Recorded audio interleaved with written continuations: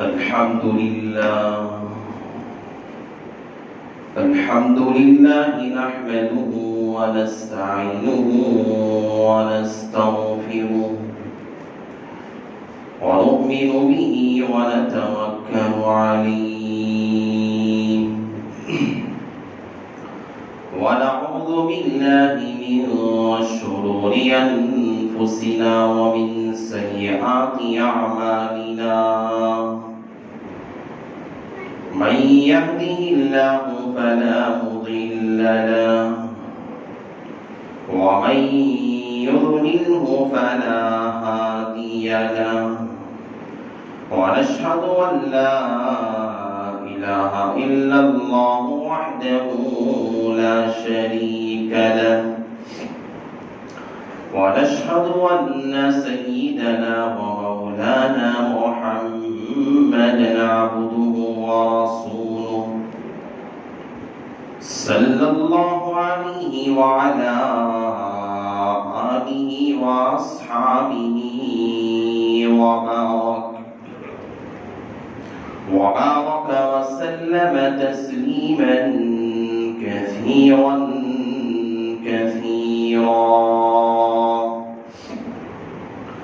أما بعد فأعوذ بالله من الشيطان الرجيم بسم الله الرحمن الرحيم ومن يرتد منكم عن دينه وهو كافر فأولئك حبطت أعمالهم في الدنيا والآخرة فأولئك أصحاب النار هم فيها خالدون وقال تعالى في موضع آخر يا أيها الذين آمنوا اتقوا الله حق تقاته ولا تموتن إلا وأنتم مسلمون وقال النبي صلى الله عليه وسلم كلكم راع وكلكم مسؤول عن رعيته أو كما قال النبي عليه الصلاة والسلام رب اشرح لي صدري ويسر لي أمري واحلل عقدة من لساني يفقهوا قولي اللهم صل على سيدنا مولانا محمد في أول كلامنا اللهم صل على سيدنا مولانا محمد في أوسط كلامنا اللهم صل على سيدنا مولانا محمد في آخر كلامنا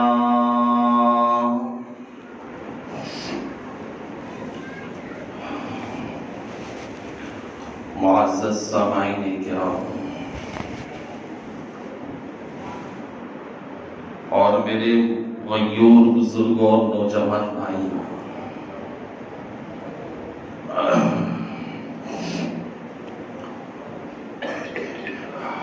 گزشتہ جمعہ میں نے آپ حضرات کے سامنے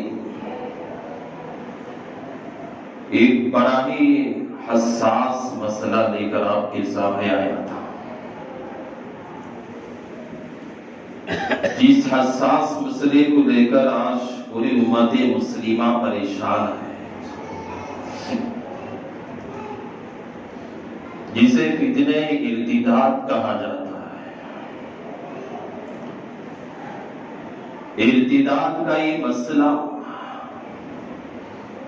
جہاں مسلمانوں کی گودوں میں پلے اور بڑے ہونے والی لڑکیاں آج غیروں کے ہاتھوں میں چلی جا رہی ہیں، وہ بچیاں وہ لڑکیاں جس کے پیدا ہونے کے بعد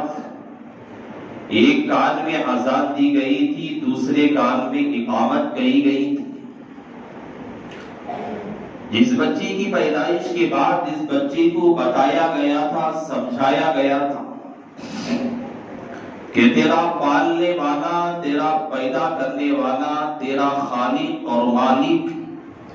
تجھے دنیا میں لانے والا، تجھے دنیا میں بقا رکھنے والا بس تیرا رب اللہ ہے۔ جس بچی کے کان میں اللہ اکبر کی صدائیں لگائی گئی اور بتایا گیا، جس کے ذہن و دماغ میں ابتدا ہی سے لے کر بتایا گیا کہ شریعت محمدیہ کیا ہے، قرآن کیا ہے، حدیث کیا ہے، آج ایسا احساسناک اور ایسا حساسناک مسئلہ پیش آیا کہ آج وہی بچیاں آج ارتداد کا شکار ہو رہی ہیں۔ ارتداد کہتے کسے؟ ارتداد کے معنی کیا ہے؟ علماء نے ارتداد کے معنی کیا لکھے ہیں اور ارتداد کہتے کسے؟ ارتداد کہتے ہیں آدمی کا اسلام چھوڑ کر کسی غیر مذہب کو، کسی دوسرے مذہب کو اختیار کر لینا، مسلمان کا شریعت چھوڑ کر، مسلمان کا دین محمدیہ چھوڑ کر کسی دوسرے مذہب کو اپنا لینا اور سمجھ لینا کہ میں آئندہ میں اللہ کے سامنے سجدہ نہیں کروں گا، میں اللہ کے سامنے سجدہ ریز نہیں ہوں گی، کسی بت کے سامنے سجدہ کر لینا، کسی مندر میں گھنٹی بجا لینا، مساجد کو چھیڑ کر مندروں کو آباد کرنا، چرچوں کو آباد کرنا، بتوں کے سامنے سجدہ کرنا اور جانوروں کو اپنا خالق مان لینا، بتوں کو اپنا خالق مان لینا اور کسی پجاری کو اپنا سب سے بڑا گرو گھنٹان مان لینا اور کسی بت پرستوں کو اپنا سب سے بڑا اچھا انسان مان لینا، یہ ساری چیزیں جو اسلام چھوڑ کر کسی غیر کفر کو اختیار کرنا، اسے ارتداد کہا جاتا ہے۔ اور ارتداد اس کے بارے میں اللہ تعالیٰ نے قرآن پاک میں بڑی خطرناک وعیدیں بھی بیان فرمائی۔ وَمَن يَرْتَدَّ مِنكُمْ عَن دِينِهِ، جو آدمی ارتداد اختیار کرتا ہے، دین کو چھوڑ دیتا ہے، اسلام کو چھوڑ کر کسی دوسرے مذہب کو اختیار کر لیتا ہے، وَهُوَ كَافِرٌ، اللہ تعالیٰ نے کہا کہ وہ آدمی کافر ہو جاتا ہے، اسلام سے خارج ہو جاتا ہے۔ اور اللہ تبارک و تعالیٰ نے سورہ بقرہ میں کہا وَهُوَ كَافِرٌ فَأُولَٰئِكَ عَلَيْهِمْ، اور اللہ تعالیٰ نے کہا کہ اس آدمی کے لیے ہم نے وَهُوَ فِي النَّارِ، جہنم ہم نے تیار کر کے رکھی ہے، خالدین فیہا، یہ ہمیشہ اسی جہنم میں رہے گا۔ اللہ تعالیٰ نے جو آدمی، جو لڑکی ارتداد اختیار کرتی ہے، اسلام چھوڑ کر، شریعت چھوڑ کر، قرآن حدیث کو چھوڑ کر کسی دوسرا مذہب کو، کسی کفر کے اندر چلی جاتی ہے، مذہب اسلام چھوڑ کر عیسائیت اختیار کر لیتی ہے، مذہب اسلام چھوڑ کر کسی ہندو بن جاتی ہے یا کسی دوسرے مذہب پہ چلی جاتی ہے، قرآن نے کہا کہ وَهُوَ كَافِرٌ أُولَٰئِكَ عَلَيْهِمْ لَعْنَةُ اللَّهِ، اللہ تبارک و تعالیٰ نے کہا کہ ایسی عورت پر اللہ کی لعنتیں، اللہ کے ملائکہ کی لعنتیں ہیں، اور ہم نے اس کے لیے دنیا ہی میں سرٹیفکیٹ تیار کر کے رکھ دی ہے، اور اس عورت کے لیے، اس مرد کے لیے جو ارتداد کا شکار ہو جاتا ہے، اللہ تعالیٰ نے کہا ہم نے ہمیشہ ہمیشہ کی جہنم تیار کر کے رکھی ہے، جو ہمیشہ جہنم میں رہے گا۔ اس کے بارے میں حدیث کے اندر الگ فضائل، الگ الگ وعیدیں بیان کی، لیکن حضرات فقہا نے بہت سارے اصول بیان کی۔ کوئی مرد ارتداد اختیار کرتا ہے، اسلام چھوڑ دیتا ہے،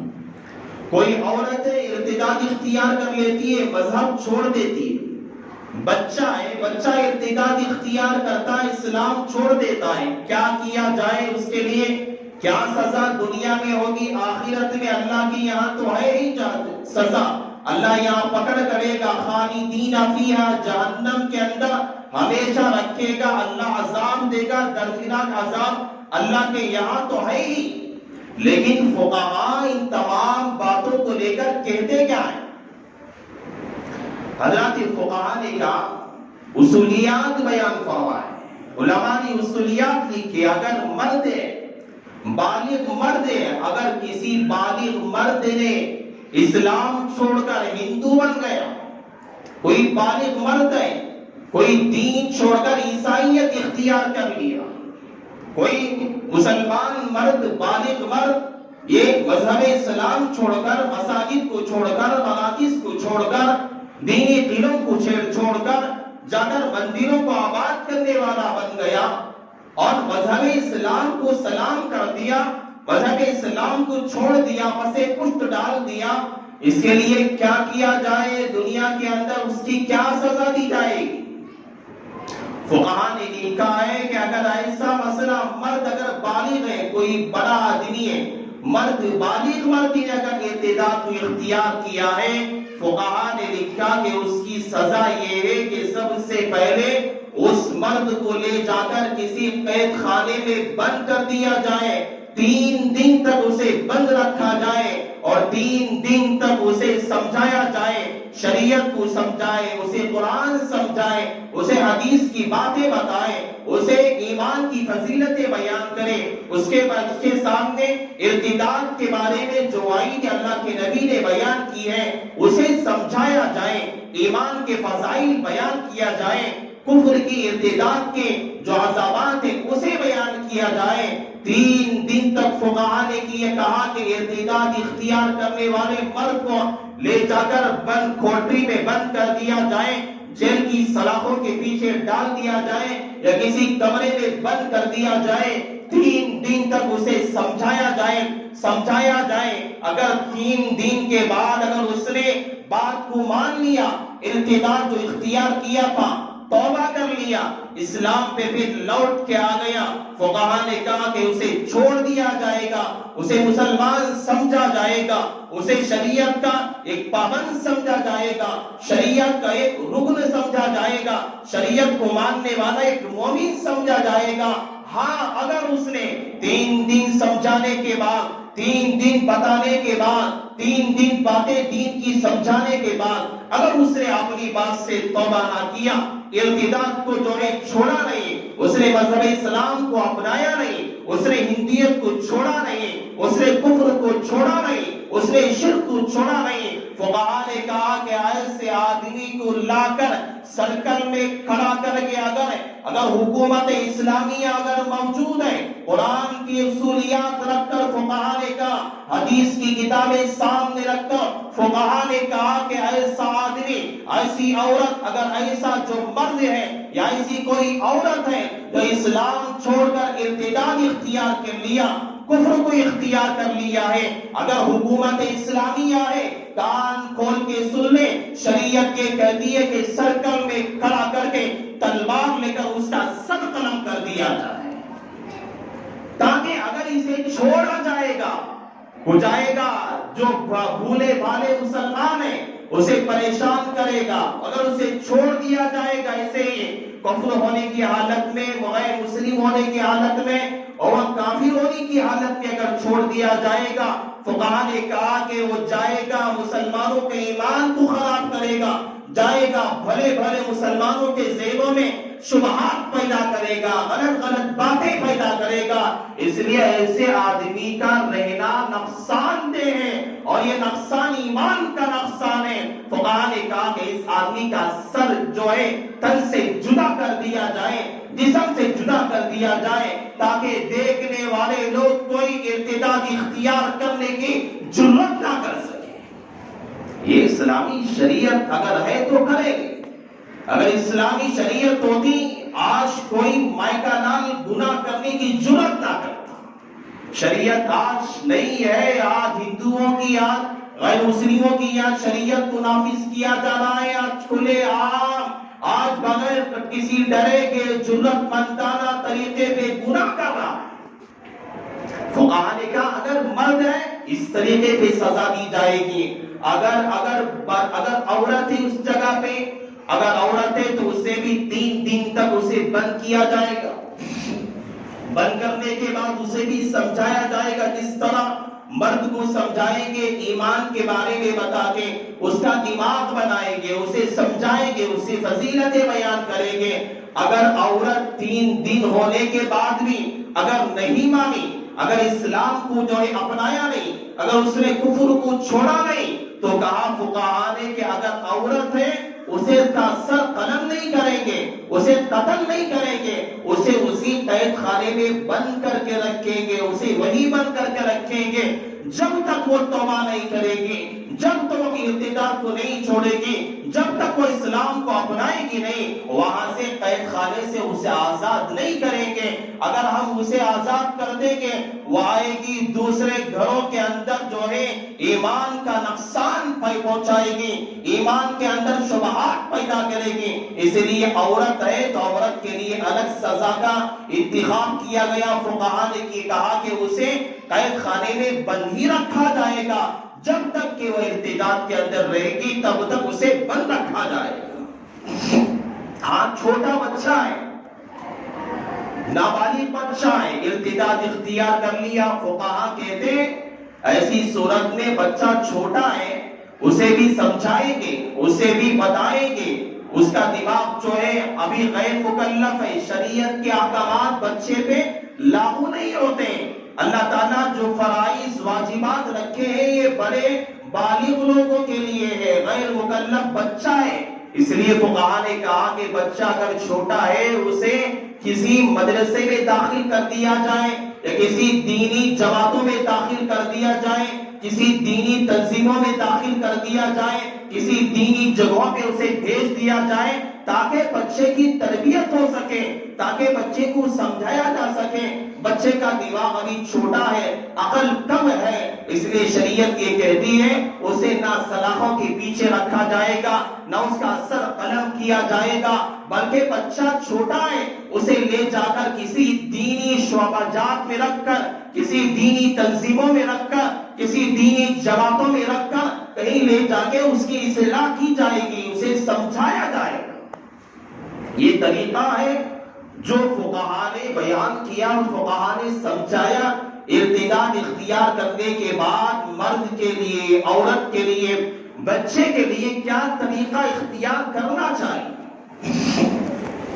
دیکھو ارتداد 2 قسم کا ہوتا ہے، ارتداد 2 قسم کا ہے. ایک ارتداد حقیقی اور ظاہری، ایک ارتداد باطنی اور ذہنی ہوتا ہے. میں آپ کو سمجھاتا ہوں. دیکھو حقیقی اور ظاہری ارتداد یہ ہے آدمی مسجد کو چھوڑ دے، مندر میں جا کر گھنٹیاں بجائے، آدمی مسجد کو سلام کر دے، چرچوں میں جا کر وہاں پہ ہاتھ جوڑ کر کھڑا ہو جائے، آدمی مساجد کو چھوڑ دے، عیسائیت کے بت خانے کو آباد کرے، آدمی اللہ کے قرآن کو چھوڑ دے اور وہ ہندو بن جائے، آدمی مذہب اسلام کو چھوڑ دے اور جا کر کسی رہبانیت کو اختیار کر لے. یہ ظاہری ہے جو اللہ کے سامنے سجدہ کرنا چھوڑ کر، اللہ کے سامنے کھڑے ہونا چھوڑ کر، اللہ کے سامنے ہاتھ اٹھانا چھوڑ کر، اللہ کے سامنے گڑگڑانا رونا چھوڑ کر، اللہ سے مانگنا چھوڑ کر، کسی غیر کے سامنے ہاتھ پھیلانا، کسی غیر کو اپنا خالق ماننا، کسی غیر کو اپنا معبود ماننا، کسی غیر کو اپنا پالنے والا ماننا، کسی غیر کو اپنا رازق ماننا، کسی بت کو، کسی جو ہے مندر میں جا کر یا کسی جانور کو اپنا خالق ماننا، یہ ظاہری جو ہے حقیقی ارتداد ہے، جسے کفر کہا جاتا ہے، شرک کہا جاتا ہے. جس طرح ہم کہتے ہیں کوئی آدمی فاسق ہے، اسے جو ہے فسق کرنے والا ہے، اسے فاسق کہا جاتا ہے. کوئی فجر جو ہے فجر کرنے والا ہے، اسے فاجر کہا جاتا ہے. کوئی کفر کرنے والا ہے اسے کافر کہا جاتا ہے. کوئی شرک کرنے والا ہے اسے مشرک کہا جاتا ہے. اسی طرح یہ ظاہری ارتداد ہے، حقیقی ارتداد ہے. آدمی اپنے اعمال کے اعتبار سے، اپنے افعال کے اعتبار سے جب آدمی مکمل جو ہے اسلام کو چھوڑ کر کسی دوسرے مذہب کو اپنا خالق، اپنا مالک سمجھ کے بیٹھ جائے، یہ حقیقی ارتداد کہا جاتا ہے۔ یہ ارتداد باطنی ہے جسے ذہنی ارتداد کہا جاتا ہے۔ ذہنی ارتداد کیا ہے؟ ذہنی ارتداد یہ ہے آدمی دین سے بیزار ہو، آدمی دین سے بیزار ہو، آدمی کو دین سے بیزارگی ہو۔ آدمی یہ کہے ارے بھائی، یہ آدمی یہ سمجھے برقعے کو کوئی قید خانہ سمجھ لے، عورتوں کو سمجھ لے کہ یہ برقع پہنانا، پردے کی پابندی لاگو کرنا یہ ان کے لیے تنگ دستی ہے، قید خانہ ہے، بوجھ میں ڈالنا ہے۔ کوئی ٹوپی پہننا، پگڑی باندھنا، شلوار کو ٹخنوں سے اوپر پہننا اور نمازوں کی پابندی کرنے کو دہشت گردی کہے، آتنکوادی کی علامتیں کہے، اور کہے کہ ارے ٹوپی پہننے سے کیا ہوتا ہے، ارے پردے کی پابندی کرنے سے کیا ہوتا ہے، ارے گھروں کے اندر قرآن پڑھنے سے کیا ہوتا ہے، ارے نماز کی فجر کی پابندی کرنے سے کیا ہوتا ہے۔ اس سے کچھ ہونے والا نہیں ہے۔ دنیا جیسی چل رہی ہے اس کی طرف ہم لوگوں کو چلنا ہے، جسے دنیا آزاد مزاج لوگ کہتے ہیں، اور جو ذہنی اعتبار سے ارتداد کا شکار ہو جاتے ہیں انہیں پتہ بھی نہیں چلتا، ان کا ایمان ان کے دلوں سے سلب ہو جاتا ہے، ختم ہو جاتا ہے، انہیں معلوم بھی نہیں ہوتا۔ یہ ارتداد میں ذہنی ارتداد ہے، یہ باطنی ارتداد ہے جو آدمی جو دینی بیزاری جس آدمی کے اندر ہوتی ہے، جو بچوں کو قرآن پڑھانا، مکتب میں بھیجنا، مدرسے میں داخل کرنا ایک عیب سمجھتا ہے، اور یہ کہتا ہے کہ میرا بچہ تو بڑی کالجوں میں پڑھے گا، میرا بچہ ہے بڑی اسکولوں میں پڑھے گا، میرا بچہ ہے بڑی مہنگی جو ہے اسکولوں میں تعلیم حاصل کرے گا۔ یہ چٹائی پہ بیٹھ کر، حاصل پہ بیٹھ کر، پھٹی پرانی حاصلوں پہ بیٹھ کر میرا بچہ قرآن کہاں پڑھے گا؟ میں وہاں مسجد کو اپنے بچے کو نہیں بھیج سکتا، میں اپنی بچی کو مسجد میں مکتب میں نہیں بھیج سکتا، مولوی کو میرے گھر آ کے پڑھانا پڑے گا، مولوی کو میرے بچے کو پڑھانا اگر قرآن ہے میرے گھر آ کے اسے تعلیم دینا ہوگا، مجھے مکتب میں، گھر مدرسے میں کوئی کے لیے بھیجنا، مسجد میں بھیجنا، چٹائی پہ بٹھا کے پڑھانا مجھے میرے بچے کے لیے معیوب ہے۔ یہ دین بیزاری کی علامت ہے۔ جو لوگ کہتے ہیں کہ پگڑی سے کیا ہوگا، داڑھی سے کیا ہوگا، قرآن سے کیا ہوگا، تقاریر سے کیا ہوگا، واعظ و نصیحتوں سے کیا ہوگا، اور نمازوں سے کیا ہوگا، یہ آدمی ذہنی اعتبار سے مرتد ہو چکا ہے۔ بس اظہار زبان کی ضرورت ہوتی ہے، اگر زبان سے اگر اس نے اظہار کر دیا تو آدمی مکمل حقیقی طور پہ فیصلہ کیا جائے گا یہ آدمی کافر اور مشرک ہو چکا ہے۔ اگر جو ہے ذہنی اعتبار سے آدمی کہا جائے گا کہ یہ باطنی اعتبار سے ایسے لوگ جو ایسی ذہنیت رکھنے والے لوگ، یہ لوگ بھی آج کے مرتد لوگ ہیں۔ اللہ کے نبی علیہ الصلوۃ والسلام نے ایک مرتبہ عصر کی نماز پڑھی، عصر کی نماز سے فارغ ہوئے، صحابہ کہتے ہیں ہم نے دیکھا اللہ کے نبی علیہ الصلوۃ والسلام کھڑے ہوئے عصر کی نماز پڑھا تھا۔ کچھ پیشن گوئیاں قیامت کے بارے میں اللہ کے نبی نے بیان کی اور کہا کہ اے میرے صحابہ یاد رکھو 4 لوگ ایسے ہیں جن کے لیے ایمان بہت زیادہ خطرناک ہوتا ہے۔ پہلا یہ کہا کہ آدمی اسلام پہ پیدا ہوتا ہے، اسلام پہ زندگی بسر کرتا ہے اور موت بھی ایمان پہ آتی ہے، یہ کامیاب انسان۔ دوسرا آدمی وہ ہے جو آدمی کفر کی حالت میں پیدا ہوتا ہے اور کفر کی حالت میں زندگی گزارتا ہے اور کفر کی حالت میں اس سے موت آتی ہے، یہ آدمی بھی ناکام اور بدترین انسان۔ اللہ کے نبی نے کہا تیسرا آدمی وہ ہے جو پیدا ہوتا ہے کفر کی حالت کے اندر، جو پیدا ہوتا ہے کسی مشرک کے گھرانے میں، جو پیدا ہوتا ہے کسی کافر کے گھرانے کے اندر، زندگی گزارتا ہے کفر کی حالت کے اندر، لیکن جب اس کی موت آتی ہے تو موت ایمان کی حالت میں آتی ہے. موت جب آتی ہے ایمان کی حالت میں آتی ہے. اسی لیے فقہا نے کہا کافر کو بھی کمزور مت سمجھو, کافر کو بھی مسلمان دور کی بات یاد رکھو, کسی مسلمان کو دور کی بات, کسی کافر کو بھی گری ہوئی نگاہ سے نہ دیکھو. حضرت مولانا قاسم نانوتوی رحمت اللہ علیہ بانی دارالعلوم دیوبند نے یہ لکھا ہے کہ میں ایک مرتبہ دیکھا اپنے خواب میں ایک جو ہے غیر ہندو کو دیکھا جو دھوبی تھا.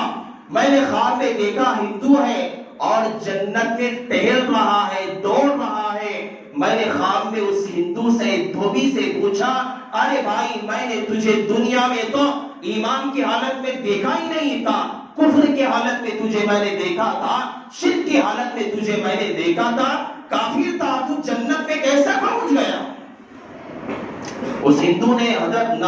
نانوتوی سے کہا, حضرت قاسم نانوتوی رحمت اللہ علیہ سے کہا کہ حضرت میں دنیا میں بچپن سے لے کر میں نے اپنی زندگی بغیر ایمان کے گزاری, لیکن جب مرنے کا وقت آیا آزاد ہو رہی تھی میرے دل کے اندر خدا کا ڈر پیدا ہوا, میں نے بس کلمہ طیبہ پڑھ لیا, اللہ تعالیٰ نے مجھے ڈائریکٹ جنت میں اللہ مجھے پہنچا دیا. یہ آدمی زندگی کفر کی حالت میں گزارتا ہے لیکن موت جب ہوتی ہے خاتمہ ہوتا ہے ایمان کی حالت میں. اس لیے کہا ارے مسلمان دور کی بات ہے, کافر کسی مشرک کسی بنگی کسی پاخانہ پاک کرنے والا بھی ہے اسے بھی کمزور مت سمجھو, حقیر نگاہ سے نہ دیکھو, اس کا نہیں اپنا سوچو ہمارا کیا ہونے والا. چوتھا آدمی اللہ کے نبی نے کہا میرے صحابہ چوتھا آدمی وہ ہے پیدا ہوتا ہے دیندار گھرانے میں, پیدا ہوتا ہے مسلمانوں کے گھروں میں اندر, پیدا ہوتا ہے ایمان کی حالت کے اندر, پیدا ہوتا ہے اللہ اکبر کی صدائیں لے کر اٹھتا ہے اور اسے پوری زندگی وہ ایمان پہ رہتا ہے, اسلام پہ رہتا ہے. لیکن اے میرے صحابہ جب اس کے مرنے کا وقت آتا ہے وہ مرتا ہے کفر کی حالت کے اندر.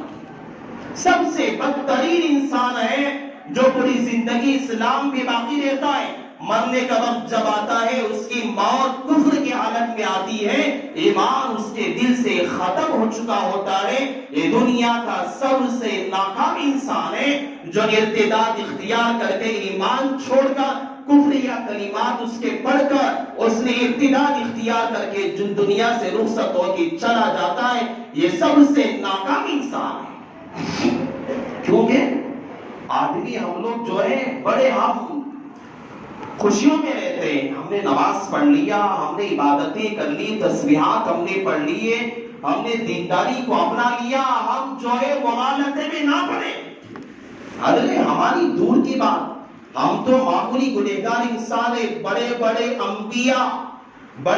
انبیاء نے اپنی زندگی کے اندر ڈر محسوس کیا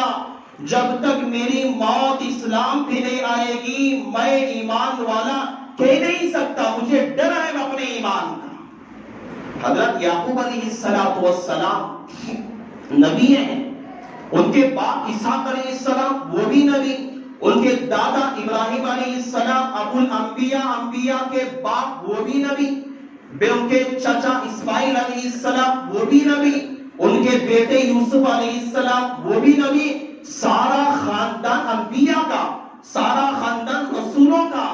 لیکن جب ان کا موت حضرت یعقوب علیہ السلام کی موت کا وقت آیا, سورہ بقرہ میں اللہ تعالیٰ نے تذکرہ کیا ام کنتم شہداء اذ حضر یعقوب الموت اذ قال لبنیہ ما تعبدون من بعدی. حضرت یعقوب علیہ السلام کے سامنے موت آئی, موت کا فرشتہ حاضر ہوا. حضرت یعقوب نے اپنے بچوں کو بلایا, اپنے آل اولاد کو بلایا, کہنے لگے میرے بچوں میرے بعد تم کس کی عبادت کرو گے, کس کے سامنے سجدہ کرو گے, مجھے ڈر ہے میرے مر کے جانے کے بعد کہیں تم مرتد نہ ہو جاؤ. ڈر تھا,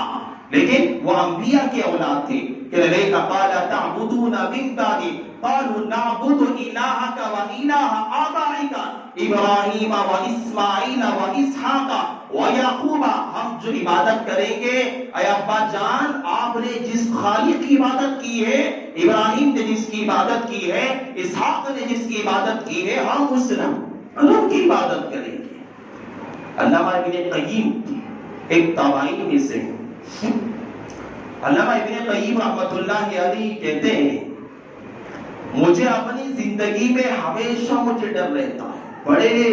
اماموں سے علامہ ابن قیم کی کتابیں سمجھنا مشکل ہو جاتا ہے بڑے بڑے علماء کے لیے۔ علامہ ابن قیم کے بارے میں آتا ہے مجھے ڈر ہے، اپنی زندگی ساری گزر گئی لیکن مجھے ڈر ہے اللہم انا نعوذ بک من خشوع النفاق، مجھے نفاق کا ڈر ہے۔ کسی آدمی نے حضرت علامہ ابن قیم سے پوچھا کیا وجہ ہے، آپ یہ دعا بار بار پڑھتے ہیں، کیا وجہ ہے؟ علامہ ابن قیم نے کہا کہ خشوع نفاق سے مراد یہ آدمی سامنے ظاہری طور پر آدمی نیک ہو اور جب آدمی باہر جائے جو پیچھے جائے آدمی اپنے نفاق کا اظہار کرے، یہ سب سے خطرناک امر سے ہے۔ آدمی کو یہ حالت ہے جو سامنے آنے کے بعد اچھائیاں بیان کرے، پیچھے جانے کے بعد برائیاں بیان کرے، یہ نفاق کی علامت ہے۔ انسان کو موت کے وقت کلمے کے ختم کرنے کی علامت ہے۔ انسان کا ایمان سلب ہو سکتا ہے۔ وقت تھوڑا ہے، حضرت تھانوی کی ایک بات میں بتا کے اپنی بات میں ختم کر دیتا ہوں۔ اشرف علی تھانوی رحمۃ اللہ علیہ بڑے فقہا میں سے اپنے زمانے کے ہیں جسے دنیا حکیم الملت کہتی ہے۔ حضرت تھانوی رحمۃ اللہ علیہ کی کتابیں آج پورے دارالعلوم کے اکابرین کے جتنی ساری کتابیں سب سے مایاناز کتابیں اگر ہے کسی کے حضرت تھانوی کی کتابیں 1000 سے زیادہ کتابیں حضرت تھانوی نے لکھی ہیں۔ حضرت تھانوی رحمۃ اللہ علیہ اتنے بڑے فقیہ انسان، اتنے بڑے انسان، حضرت تھانوی رحمۃ اللہ علیہ اپنے زندگی کے اندر کہا کرتے تھے کہ میں دنیا کے سارے مسلمانوں سے، سارے کافروں سے، سارے مشرکوں سے میں سب سے کم تر انسان ہوں۔ اور یہاں تک حضرت تھانوی کہتے تھے، اشرف علی تھانوی رحمۃ اللہ علیہ، میں دنیا کے سارے جانوروں سے، میں یہاں تک کہ سور اور کتے سے بھی میں کم تر انسان ہوں اگر میری موت اسلام پہ نہ ہو، اگر میری موت اسلام پہ نہ ہوگی، میں دنیا کے خنزیر سور سے بھی نہیں زیادہ جو ہے بدتر و کمتر انسان ہوں۔ میں جو ہے دنیا میں رہتے ہوئے میں اپنے آپ کو دنیا کے سارے انسانوں سے، سارے جانوروں سے سب سے کم تر میں اپنے آپ کو سمجھا کرتا ہوں۔ ایک وقت کا فقیہ انسان کہہ رہا ہے یہ بات۔ آج ہم لوگ معمولی ایماندار رہ کر اپنے آپ کو سمجھتے کہ میں سب سے بڑا دیندار ہوں، میرے سامنے کوئی ٹہر نہیں سکتا، کوئی دیندار آ نہیں سکتا۔ یہ ہمارا مغالطہ ہے۔ جب تک ہماری موت خاتمہ بالخیر نہیں ہوگا، ایمان پہ نہیں ہوگی، ہم اپنے آپ کو مسلمان مکمل نہیں کہہ سکتے۔ حضرت تھانوی کہتے تھے کہ اگر مجھے موت جو ہے دنیا کے اندر اللہ تعالیٰ کو یہ ڈرا کرتا ہوں میری موت کیسے آئے گی، لیکن میں تو یہ چاہتا ہوں اللہ تعالیٰ کل قیامت کے دن مجھے جنت نہ دے، کم سے کم جنتیوں کی جہاں چپل چھوڑا کرتے ہیں، جنتی لوگ جہاں اپنے جوتے چھوڑا کرتے ہیں، اگر اللہ تعالیٰ وہاں بھی اگر مجھے جگہ دے دے گا، میں سب سے کامیاب انسان اپنے آپ کو سمجھوں گا۔ حضرت تھانوی کی باتیں ہیں۔ حضرت تھانوی اپنے آپ نے دل کے اندر اتنا ڈر رکھا کرتے تھے ایمان کا۔ یہ فتنوں کا زمانہ، بے حیائی کا زمانہ ہے، ان زمانے کے اندر ہم لوگوں کو ڈرنا چاہیے۔ اس لیے صحابی حضرت حنظلہ رضی اللہ تعالیٰ دوڑتے ہوئے روتے ہوئے جا رہے ہیں، دوڑتے ہوئے رو رہے ہیں۔ ابو بکر صدیق درمیان میں بولے، پوچھا ہے حنظلہ کیا بات ہے، کیوں رو رہے ہیں؟ حضرت حنظلہ صحابی ہے، رسول اللہ کی صحبت حاصل کی ہے، جسے دنیا کے اندر کہا گیا کہ صحابہ کے لیے ہم نے جنت واجب کر کے رکھی ہے۔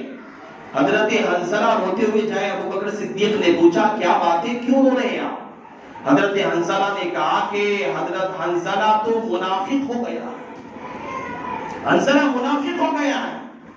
ابو بکر صدیق پریشان ہو گئے، پوچھنے لگے حنظلہ کیا بات ہے؟ حضرت ابو بکر صدیق سے حضرت حنظلہ نے کہا کہ آئے ابو بکر، میں پیغمبر کی مجلس میں رہتا ہوں، مجھے خدا کا ڈر میرے دل میں رہتا ہے، مجھے ایسا لگتا ہے کہ جنت میرے سامنے،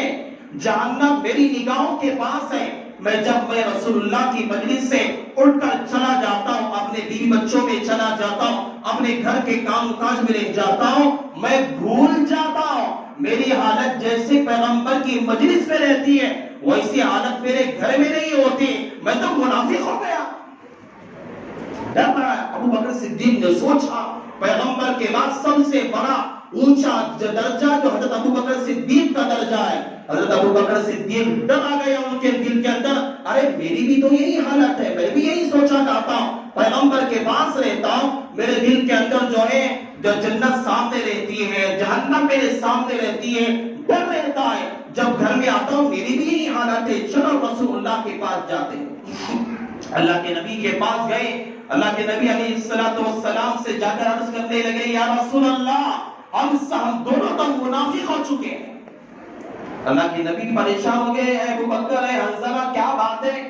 کیوں ایسی باتیں کر رہے ہیں؟ کہنے لگے، یا رسول اللہ ہم آپ کی مجلسوں میں رہتے ہیں، ہم آپ کے پاس بیٹھتے ہیں، جنت ہمارے سامنے نظر آتی ہے، جہنم ہماری آنکھوں کے سامنے رہتی ہے، ہم جب باہر جاتے ہیں ہم لوگ باہر رہنے کی وجہ سے، اپنے بچوں میں اپنی بیوی کے پاس رہنے کی وجہ سے ہمارا وہ ماحول ختم ہو جاتا ہے۔ اللہ کے نبی علیہ السلام نے کہا، میرے صحابہ،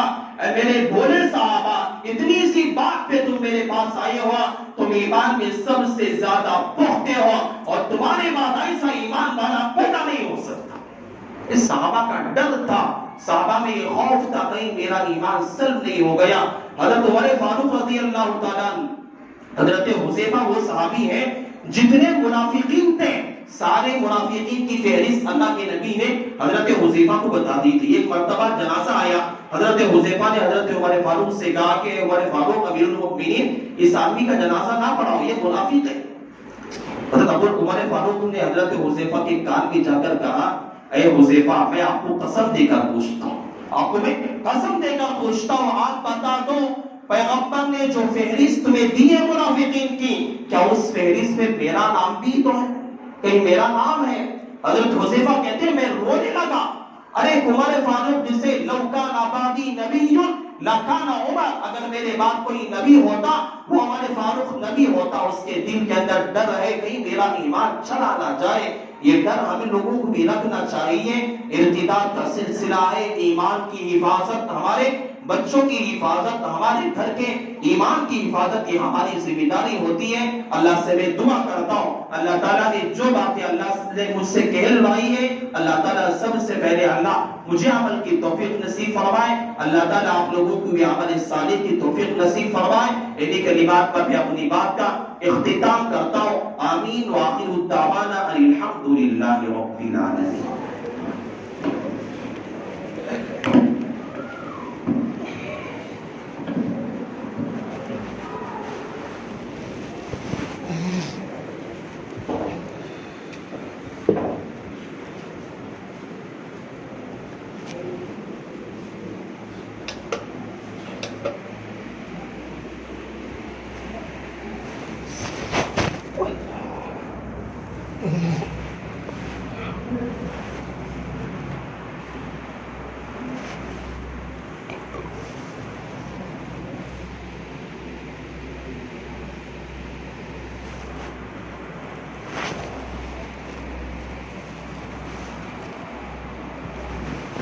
Oh.